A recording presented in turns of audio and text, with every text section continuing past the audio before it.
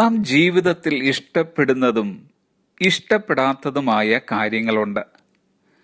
നമ്മുടെ ഇഷ്ടത്തിന്റെ extreme level അഥവാ അങ്ങേയറ്റത്തെ അവസ്ഥയത്രേ രസിക്കുക എന്നത്.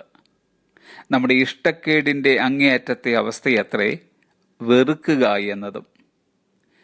നാം ഏതിലാണോ രസിക്കുന്നത് ആ രസം നമ്മുടെ ജീവിതത്തെ അധികമായി സ്വാധീനിക്കുകയും ആ രസത്തിന് നാം കീഴ്പ്പെടുകയും ചെയ്യുന്നു.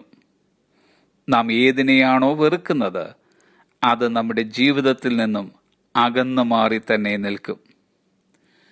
ഒരു ദൈവ പൈതൽ എന്ന നിലയ്ക്ക് നാം ജീവിതത്തിൽ ഏതിനെയാണ് വെറുക്കേണ്ടതെന്നും ഏതിലാണ് രസിക്കേണ്ടിയതെന്നും തിരുവചനം നമ്മെ പഠിപ്പിക്കുന്നു. 97-ാം സങ്കീർത്തനം 10-ാം വാക്യം ഇങ്ങനെ: യഹോവയെ സ്നേഹിക്കുന്നവരെ ദോഷത്തെ വെറുപ്പീൻ. ദോഷത്തിന്റെ ഒരു മറുപേരത്രേ പാപമെന്നത്. പാപം ചെയ്യാതിരിക്കുന്നത് ആദ്യപടിയെങ്കിൽ പാപത്തെ ഇഷ്ടപ്പെടാതിരിക്കുന്നത് അടുത്ത പടിയും പാപത്തെ വെറുക്കുന്നത് ഏറ്റവും ശ്രേഷ്ഠവുമായ ഒരു കാര്യവും അത്രേ. ഒരു വെറുപ്പുണ്ടാകണമെങ്കിൽ ഒരു ഇഷ്ടമുണ്ടാകേണ്ടിയിരിക്കുന്നു. ആ ഇഷ്ടത്തിന്റെ തീവ്രതയ്ക്കനുസരിച്ചിരിക്കും വെറുപ്പ് നിലനിർത്തപ്പെടുന്നത്. വെറുപ്പിനെതിരായി നമ്മൾ ഉണ്ടാകേണ്ടിയ ഇഷ്ടമത്രേ കർത്താവിനെ സ്നേഹിക്കുക എന്നത്. അങ്ങനെ നാം കർത്താവിനെ ഇഷ്ടപ്പെടണം, അവനെ സ്നേഹിക്കണം, തീർന്നില്ല, അവനിൽ രസിക്കേണ്ടിയും ഇരിക്കുന്നു. 37-ാം സങ്കീർത്തനം 4-ാം വാക്യം ഇങ്ങനെ: delight your self in the Lord. കർത്താവിൽ തന്നെ രസിച്ചുകൊള്ളുക. നാം കർത്താവിനെ ഇഷ്ടപ്പെടുന്നതും അവനെ സ്നേഹിക്കുന്നതും സത്യവുമായ കാര്യമത്രേ. എന്നാൽ നമുക്കവനിൽ രസിക്കുവാൻ കഴിയുന്നുണ്ടോ എന്ന കാര്യം നാം നമ്മോട് തന്നെ ചോദിക്കേണ്ടിയതത്രേ.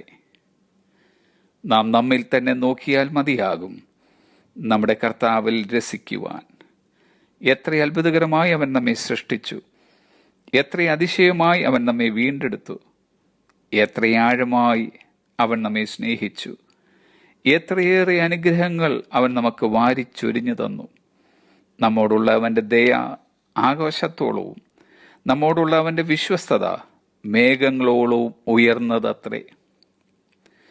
നാം നമുക്ക് ചുറ്റും നോക്കിയാലും കർത്താവിൽ രസിക്കുവാൻ വകയുണ്ട്. കർത്താവിന്റെ മഹത്വത്തെ വർണ്ണിക്കുന്ന ആകാശവും അവന്റെ കൈവേലിയെ പ്രസിദ്ധമാക്കുന്ന ആകാശവിധാനവും മറ്റു ചരാചരങ്ങളും നാം ദിനവും കാണുന്നതത്രേ. കർത്താവുമായുള്ള കൂട്ടായ്മയിലും തിരുവചന ധ്യാനത്തിലും നമുക്ക് കർത്താവിൽ രസിക്കുവാൻ കഴിയണം. കർത്താവിന്റെ ശബ്ദം കേൾക്കുന്നതിലും അവനെ ആരാധിക്കുന്നതിലും നാം രസിക്കുന്നവരായിരിക്കണം. നാം കർത്താവിൽ രസിക്കുന്നു എന്നതിൻ്റെ അടയാളമത്രേ നമ്മുടെ ഉള്ളിൽ നിന്നും കർത്താവിൽ രസിക്കുന്നതിൻ്റെ തീവ്രത നിമിത്തം ജീവജലത്തിൻ്റെ നദികൾ പുറത്തേക്കൊഴുകുന്നത്. ഏദനിൽ നിന്നും വിവിധ ശാഖകളായി നദികൾ പുറത്തേക്കൊഴുകിയതുപോലെ നമ്മിൽ നിന്നും കൃപയുടെ നദി, ജീവന്റെ നദി, സ്നേഹത്തിന്റെ നദി, സത്യത്തിന്റെയും രക്ഷയുടെയും നദികൾ പുറത്തേക്കൊഴുകട്ടെ. Have a blessed day.